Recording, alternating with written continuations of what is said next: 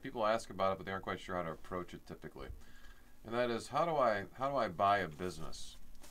How do I buy a business? What, like, why don't I just buy stock on the New York Stock Exchange? Can I buy a business that way? You can buy some ownership in a business that way, a very, very small percentage of ownership. But what we're talking about here is more about how do you purchase the whole thing. So buying one of those companies on the stock market takes a lot of money, usually billions of dollars to buy one of those. We're talking more about the hundreds of thousands or millions of dollars to be looking to buy companies. Yeah, I understand what you're saying. There's probably, 25 million small businesses arguably out there. Sure. And a lot of them are very small, and a lot of those companies can be bought surprisingly at them with little or no money down. That's right. So that's one of the things we'll talk about today. We will. And we'll go through what I like to call the not-to-do list, which can be almost as important as the to-do list. But if you focus on the not-to-do list and you avoid doing those things, that could be a good thing as well. And looking at it from the standpoint, as Jack was opening up here, talking about how we like to focus on folks that have either been around for a while or are thinking about starting. So we can touch on both of those. If you're thinking about starting, as opposed to starting from scratch, you may start looking for a company to buy as opposed to going from scratch. Or if you own a current company, there's great ways to be able to expand or add new products or services or try to grow in a different way by looking to go buy another company. So many people, small business owners being those people, think that it's difficult to buy a company. But if you as a small business owner have your act together, meaning your company basically knows if it's profitable, understands cash flow, has enough business savvy, it's quite easy to go out and increase your sales through acquisition of a small competitor, or you might want to diversify your business into a different direction. As long as you know the fundamentals of running a business, buying a little company, especially if it's in trouble, makes great sense. And if it isn't in trouble, that's okay too. You just pay a little more for it, and the investment is altogether different than buying a troubled company. But the opportunities abound for small business owners to buy another small business. Yeah, we've had lots of experience with it. We've coached a lot of clients, whether it be folks who are looking to get out of a job and go have their own company, or whether it be companies that already exist and they're folks looking to kind of grow that. Jack also personally bought, fixed up, and sold 5 companies himself. So I'm sure as we go through our show today, we'll touch on a lot of those different aspects, Jack, in terms of how to kind of go about buying a company. That's right. That's right. So let me just kick this off in terms of why people may not delve too deeply into this. I think what our experience shows is most people aren't even sure where to start.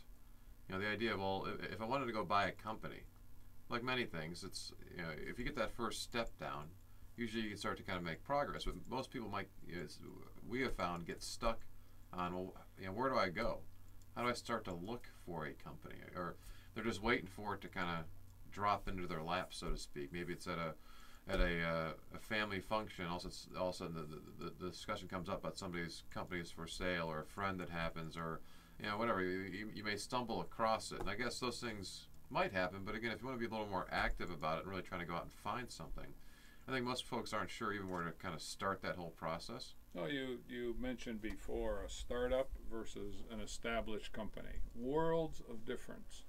And the biggest is that you have a history with a company that's been around a while. That's either good or bad history. It factors into the price you'll ultimately pay for it.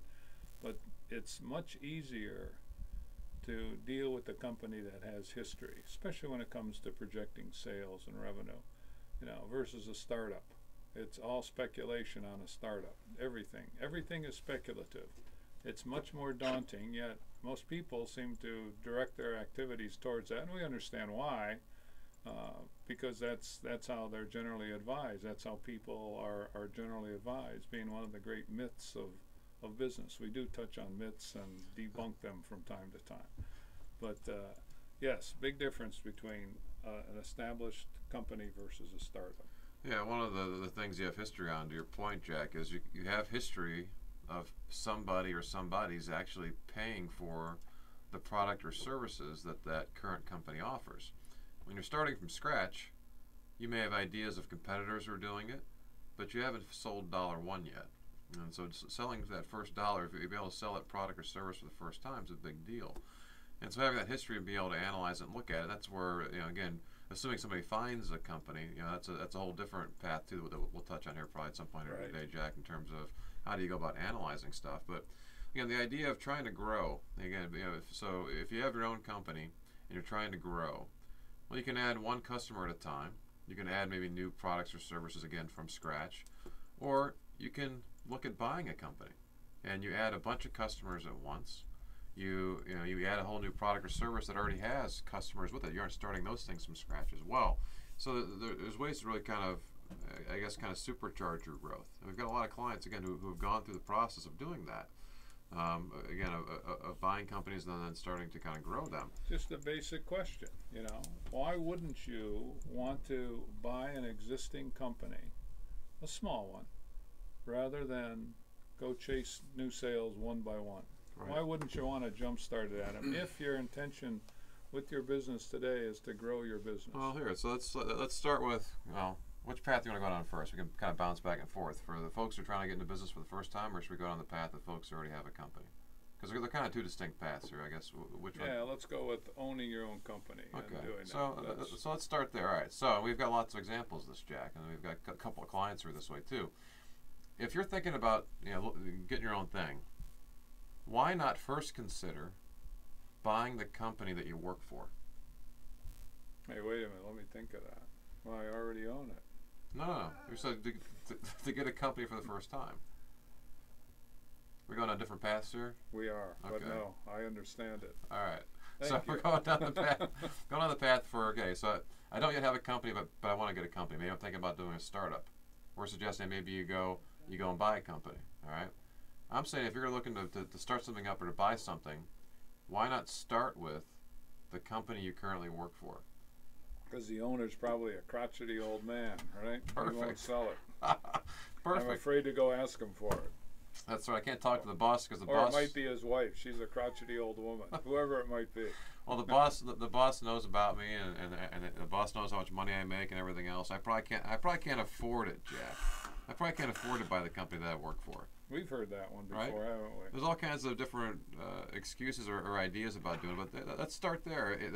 Because chances are, if you've been there for a while, we've got a couple of our clients who are very, very successful that did exactly that. Okay, and they're both in their early 30s when this happened. They made these purchases happen. That's right. So I don't care how old or young you are, but they both worked there for one for a couple of years and one for almost a couple of decades of being there, and they have a sense of what's going on. You know all the good, the bads, and the uglies of what's kind of going on. But there are deals that can be done with the company that you currently work for. That's right. No, I agree with you, Adam. Now I don't understand what you're talking about. That's right. We'll be on the same page. I got it now. I got it. We'll get on the same page first, then we'll get the rest of the audience on the same page, Jack. So why don't we jump into the break here real quick, and we'll come back.